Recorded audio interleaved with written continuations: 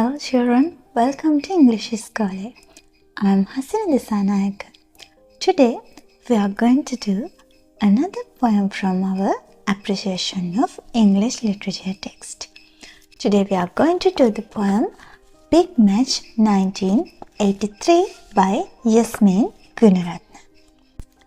When we talk about Yasmin Gunaratne, she is a well-known Sri Lankan writer and a poetess. And her professional activities include university professor, literacy critic, editor, biographer, bibliographer, novelist and short story writer. Her critical works include studies of Jane Austen, Alexander Pope and Ruth Jobwala. Her principal research interests are in 18th century and romantic literature and modern English literature in Asia, post-colonial literature and film and fiction and biography. And those are her interest of researchers. In this poem, Yasmin Gunaratne talk about actual incident which happens in 1983 in Sri Lanka. We called it as Black July.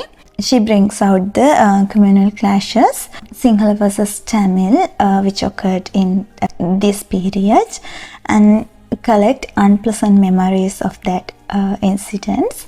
So let's read out the poem and discuss, analyze the themes and literary techniques of this poem. Big Match, 1983. Glimpse in the headlines in the newspapers. Tourists scuttle for cover, cancel their options on rooms with views of temple and holy mountain. Flashpoint in paradise, racial pot boils over, and even the gone away boy who had hoped to find lost roots, lost lovers, lost talent even, out among the palms, makes timely return, giving thanks that Toronto is quite romantic enough for his purposes. Powerless this time to shelter or to share, we strive to be objective, try to trace the match that lit this sacrificial fire. The steps by which we reached this ravaged place. We talk of 48 and 56, of freedom and the treacherous politic of language. See the first sparks of this hate fanned into flame in 1958. Yet find no comfort in our need solution. No calm abstraction, no absolution. The game's in other hands in any case. These fires ring factory and hovel. And big match fever, flaring high and fast, has both sides in its grip and promises dizzier cause than any at oval.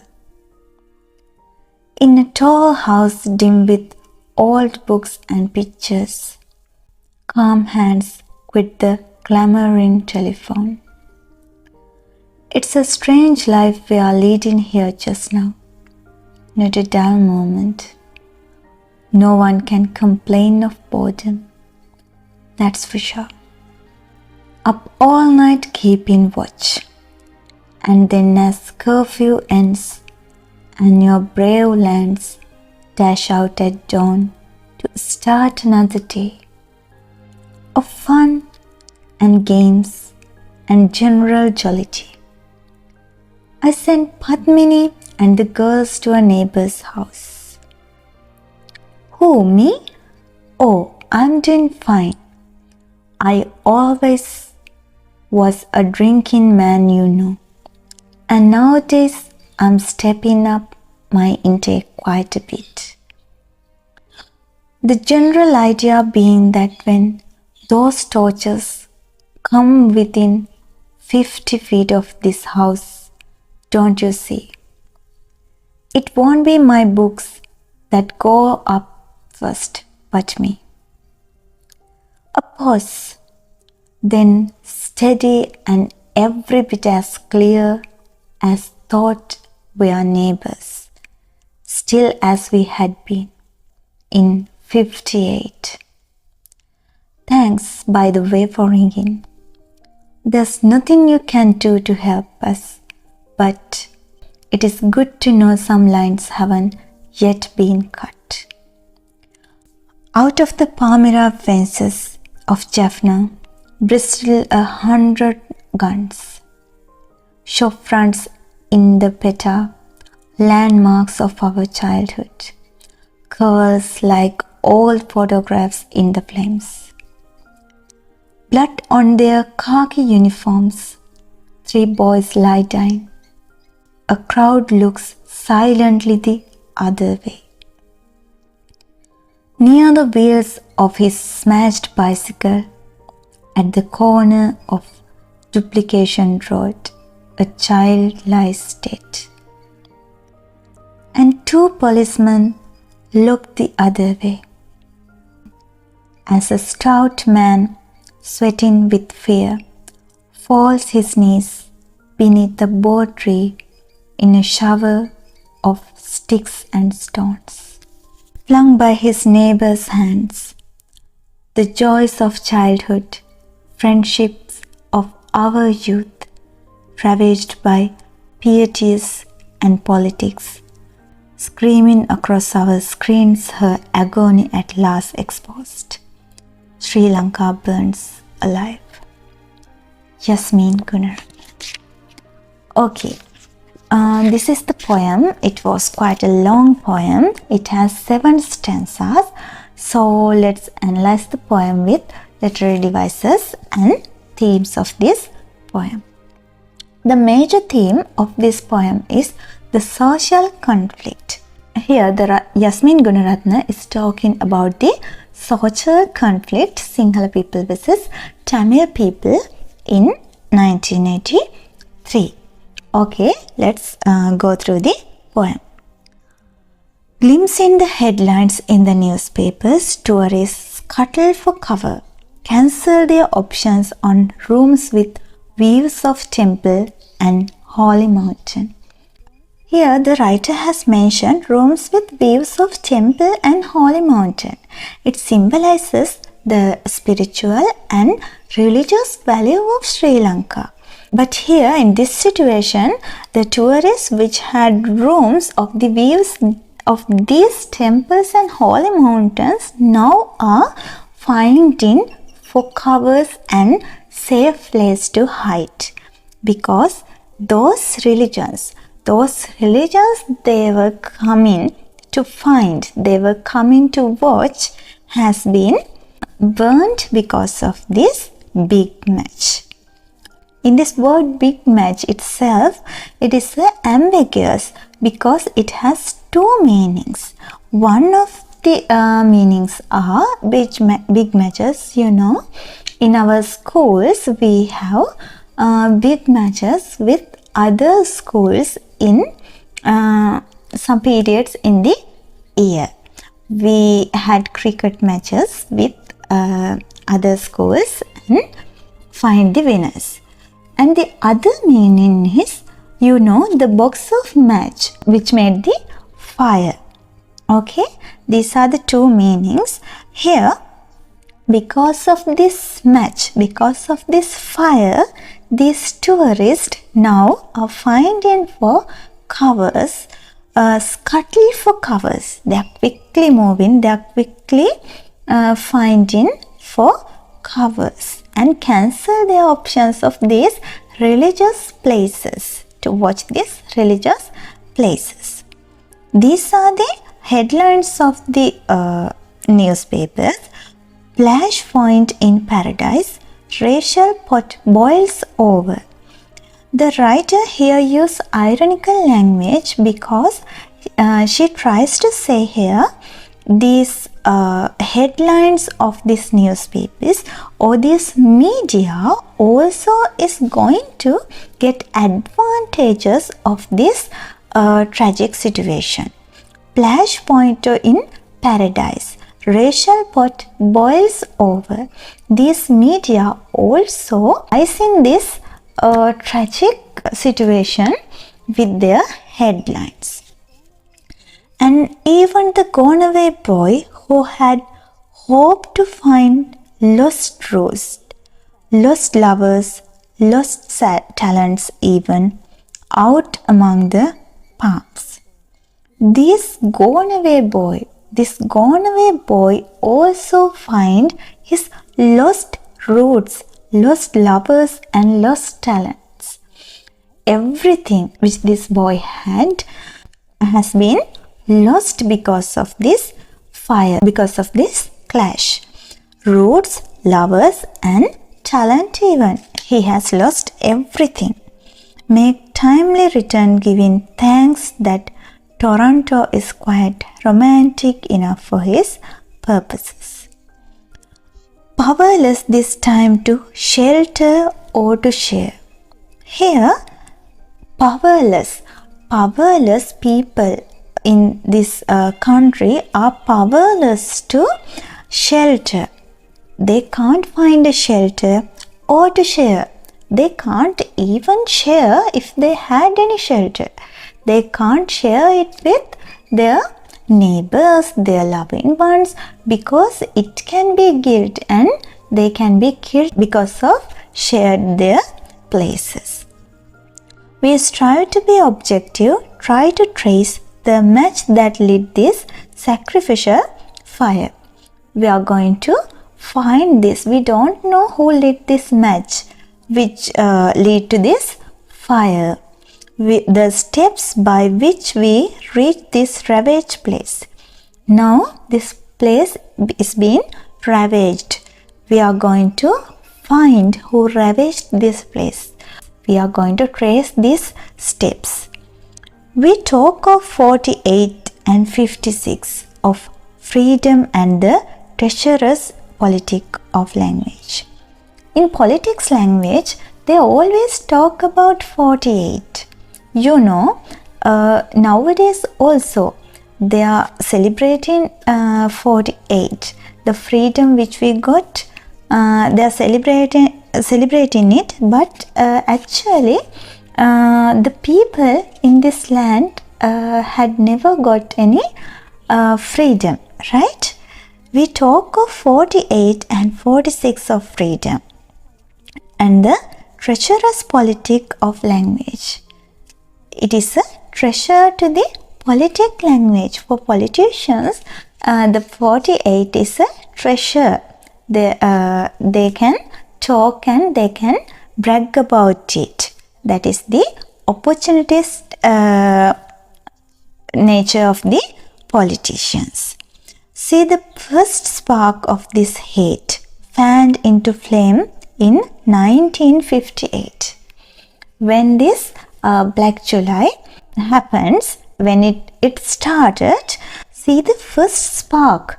What is the first spark of this hate fan? These politicians, these authorities fanned this first spark. They didn't stop it and they fanned it. They increased this spark into the flames. Yet find no comfort in our need solution, and still they are presenting the solutions, need solutions, but still we didn't get any comfort from these need solutions of the authorities or the politicians. No calm abstraction and no absolution.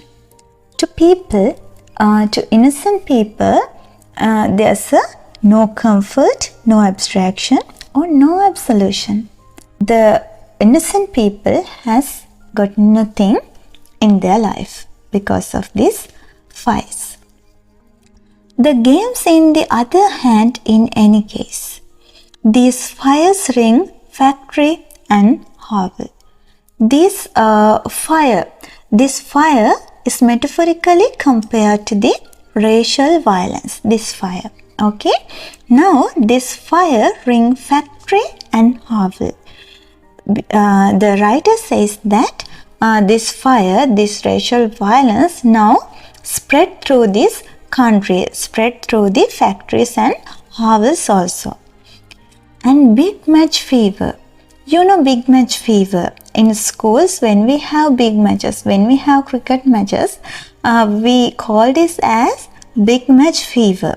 Okay, but here it is not like that. This fever is not a happy and enthusiastic fever. This is a flaring high and fast. This fire, this match fever is flaring high and fast. It's spreading their flame into the country. As both sides in its grip and promises desires cause than any at the oval. As both sides, to these Sinhala people and to these Tamil people, the authorities has promises. The authorities tells that they can get scores. They can win this match. Okay. Desire scores here, it is a metaphor and metaphor for the win, right? Win of this match, win of this clash. It is sarcastically saying, right? Okay. In a tall house dim with old books and pictures. Here the word dim is symbolizes the dullness with old books and pictures. Old book and pictures, it's a symbol for wisdom, humanity and civilization. But all these things, all these valuable things, all this wisdom, humanity and civilization now has been burned out by these clashes, burned out by this fire.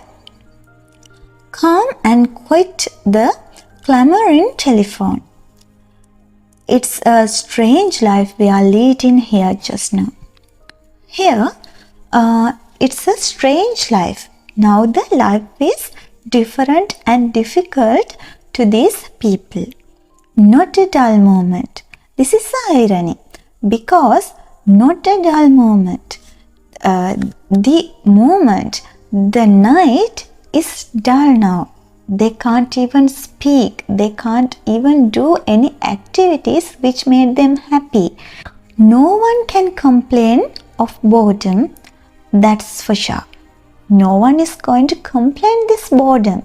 No one is going to say it's bored, we are going to let's talk, let's play or something. Anyone is not going to complain about this. It's also ironical. Up all night keeping watch. Because of the fear, because of the afraidness, up all night and keeping watch. They are keeping watch of what is going to happen to them. And then as curfew ends and your brave land. Brave lands here is also an irony. And then as curfew ends and your brave lands. That is the hope of ending this curfew. That is the hope of ending this clash. Dash out at dawn to start another day of fun and games and general jollity. That is also irony. But he keeps thinking, he keeps hoping of this clashes to be end. I sent Padmini and the girls to a neighbor's house. Here, the readers get sympathy of this man because I sent Padmini and the girls to a neighbor's house because he know when something happened, his wife and the girls, his daughters should be protected. Who, me? Oh, I'm doing fine. That is also irony, right? He is not doing fine, but he says that he is doing fine. I always was a drinking man, you know, and nowadays I'm stepping up my intake quite a bit. Now I'm drinking quite a bit more because of this fear, because of these clashes. The general idea being that when those torches come within 50 feet of this house, don't you see, it won't be my books that go up first, but me. Now he makes his mind. He sent his wives and daughters away, and he's been alone in the house because he know when someone come to kill, it is only him. The general idea being that when those torches, those lights, those flames of this fire comes within 50 feet of the house, don't you see, it won't be my books that go up first but me. I'm going to be killed before my wisdom and my humanity and civilization. In this stanza, it shows how innocent civilians is affected by this violence of the clash. A pause, then steady and every bit as clear as thought we are neighbors still as we had been in 58. Maybe these neighbors are Sinhala and Tamil. One of the neighbors are Sinhala and one of is Tamil. He thinks then steadily and every bit as clear as though we are neighbors still as we had been in 58. In 58, before these clashes begin, we are neighbors. We are good friends. Though we are neighbors, we are still neighbors as 58. Thanks, by the way, for ringing. This Sinhala friend is calling for this Tamil friend to see if he is okay. There's nothing you can do to help us, but it's good to know some lines haven't been cut yet. Here, the Tamil person thanking for this Sinhalese because there's nothing you can do to help. I know we are being killed. There's nothing you can do to help, but it's good to know some lines haven't yet been cut. It's good to know.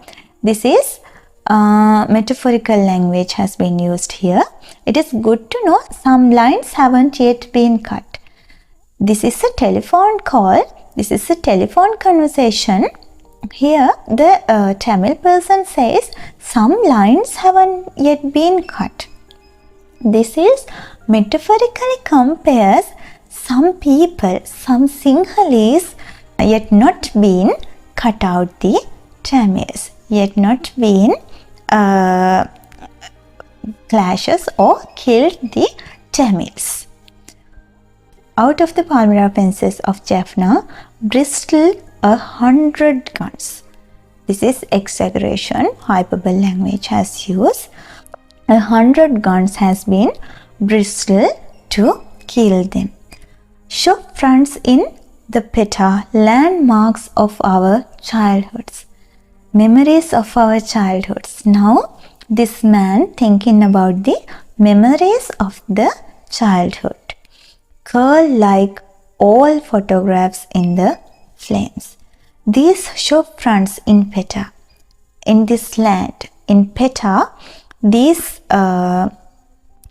landmarks of our childhood, these memories of our childhood, these places we have been in our childhoods, curl like, you know, in the flames, when we are throw some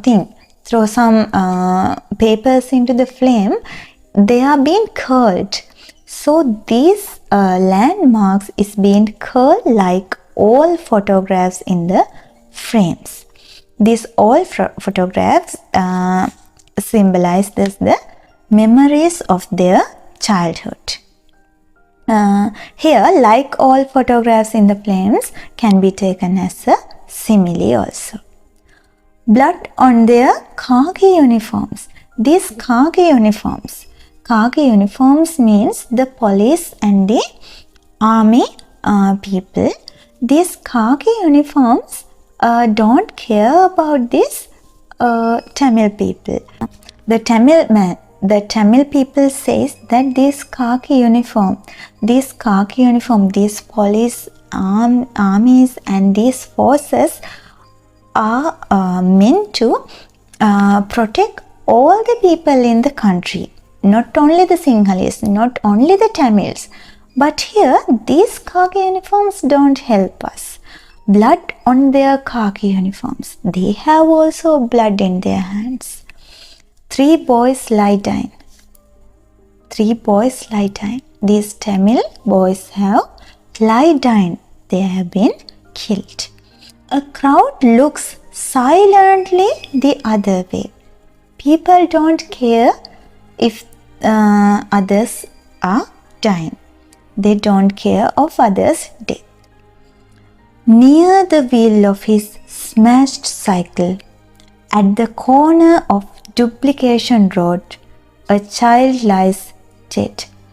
Here, this can also taken as a symbolical language. The Duplication Road, at the corner of Duplication Road. This Duplication Road may lead to Sinhala and Tamil ethnics. A child doesn't have any religions or any ethnic views, but even this child lies dead.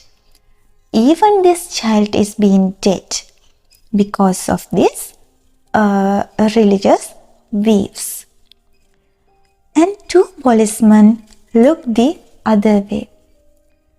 Even when this child dies, the policeman didn't look and didn't do anything to stop that. As a stout man sweating with fear. You know, when we are mentioning a stout man, we can make a visual imagery of a strong and healthy person. But here, he even sweating with fear and falls to his knees. Sweating with fear. This stout man, this strong, healthy man is even being feared out by these clashes, feared out by these fire flames. Beneath a bow tree in a shower of sticks and stones. This bow tree can be taken as a symbol for the Buddhism, one of the most peaceful religions in the world. So the people who obey this religion even are being killers because of that own religion. They are killing others because of that own peaceful religion. Okay? Flung by his neighbor's hand. His neighbor has thrown away his hands. Okay? The joys of childhood, friendships of youth. These neighbors had a joy of childhood. In their childhood, they hadn't have a problem with these religious views. In their youth, they have been friends. Okay, they didn't care. They hasn't care about their religious views, their religions. If they are Tamil or a Buddhist or anything, they didn't care. Ravaged by pietists and politics, these friendships, these joys has been ravaged by these religions. Because of these religions, we are being separated by each other. Because of these politics, because of the politicians and authorities in the land, we are being separated. Screaming across our screens, her agony at last exposed. Here, Sri Lanka has been personified as the her. With the word her, Sri Lanka has been personified. The writer says, Yasmin Gunaratna says that this woman, this Sri Lanka, screaming across our screens at her last exposed before she burns alive. Sri Lanka is going to burn alive. Okay, this is a very tragic poem. It has many visual imageries and tactile imageries. Here we can see some alliterations: shelter or to share, try or trace, and abstraction and absolution, stick and stones. Like that, we can take several alliterations here, which has taken to beautify the poem. This has been written under first person narrative style. Repetition is there when it says a crowd looks silent the other way, two policemen looks the other way has been repeated. Also lost roads, lost lovers and lost talent has been repeated. These are the literary techniques of this poem. Mainly this poem talks about the social conflict, as I said. Okay, I think you understood the lesson. These are the literary techniques and themes of the poem. This is a very tragic poem, and we know in this time, in the present, some part of the world, some people in the world are facing a similar situation like this Black July. Because of a religion, they are fighting with each other. Innocent people are dying because of the religions. I think before the religion, love should come first. Every religion should spread the love, not the hate. So, if you have any questions according to the poem, you can mention below. You can comment, and if you have any ideas about the social clashes because of the religions, don't forget to mention them too. Like my videos and subscribe to my channel. Don't forget to hit the notification bell if you want to be notified as soon as I uploaded a new video. So comment below what is the next poem you want to learn after this. Okay, goodbye children, see you from the next video.